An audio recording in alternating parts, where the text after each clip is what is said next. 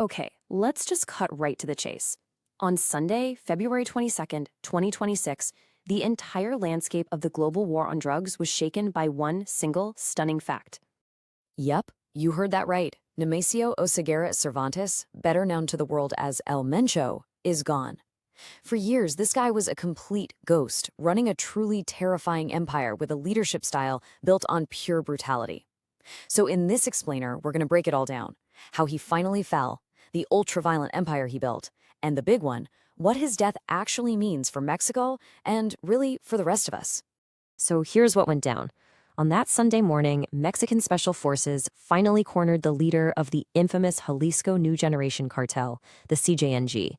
And look, this wasn't just some run-of-the-mill arrest. This was a takedown of historic proportions.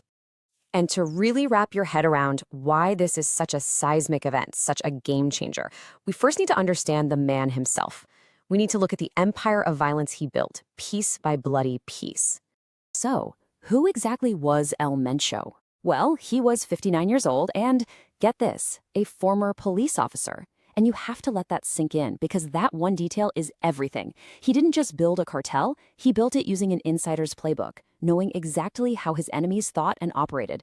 And that's how he created one of the most powerful and feared criminal organizations on the planet. Now, if you look at this timeline, it tells an incredible story of ambition.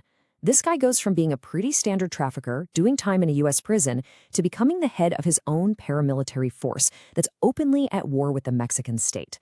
I mean, that 2015 helicopter attack, that wasn't just a firefight. No way. That was a statement. It was him declaring that his organization was a power to be reckoned with, on the same level as the government. You know, everyone's heard of El Chapo and the Sinaloa Cartel. They're practically household names. But the CJ&G under El Mencho, they were a different beast entirely. Their whole brand was ultraviolence.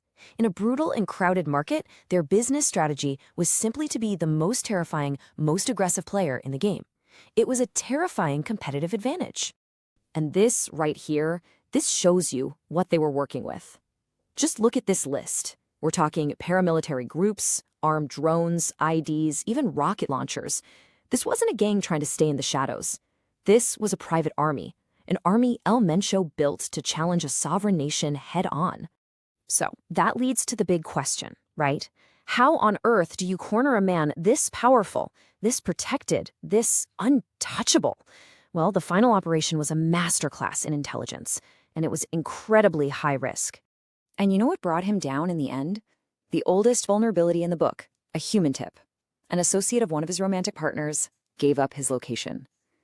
And with that one piece of intel, Mexican Special Forces launched a full-blown raid before dawn.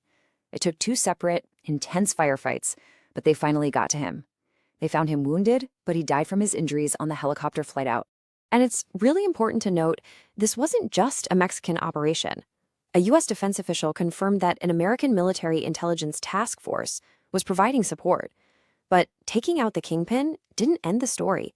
In fact, it's what happened next that really puts the power of his empire on full display.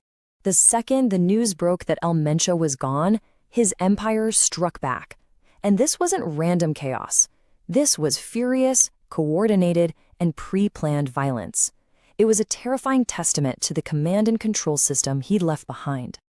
The guy pulling the strings was El Tuli, El Mencho's number 2. His chosen successor, and he unleashed absolute hell, activating CJNG cells across the country.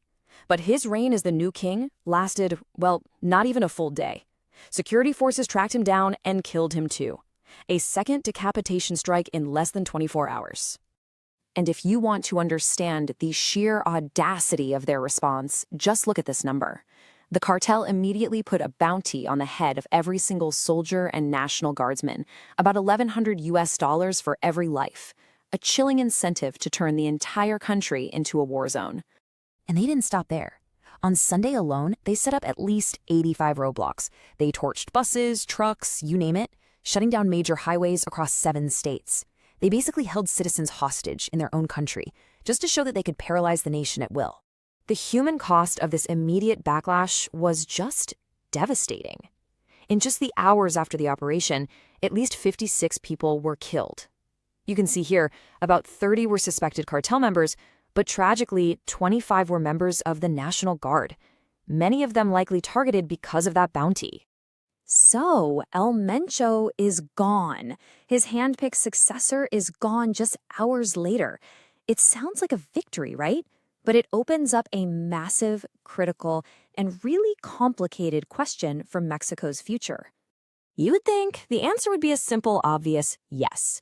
But the reality on the ground is way more complex. And to really get why, you have to understand the controversial strategy that's been used in this war for decades. It's called the Kingpin strategy. And the theory, on paper, sounds pretty good. You cut off the head of the snake, and you assume the body will just wither and die. Take out the leader, and the organization is supposed to collapse. But here's the thing. Decades of experience have shown us there's a really dark, unintended consequence. When you take out a powerful leader like El Mencho, you often create a huge power vacuum. The cartel doesn't just disappear. It shatters into smaller, meaner factions that start a bloody war with each other over territory. And that can lead to an explosion of violence that's even worse than before. And that leaves us with this really unsettling paradox. The killing of El Mencho is, without a doubt, a monumental victory for law enforcement. But what's the real lesson here? Is it that even the most powerful leaders are vulnerable? Or is it that when you take out the head of a resilient organization like this, you don't actually destroy it, you just unleash 100 smaller, even more chaotic wars? That is the massive question hanging over Mexico today.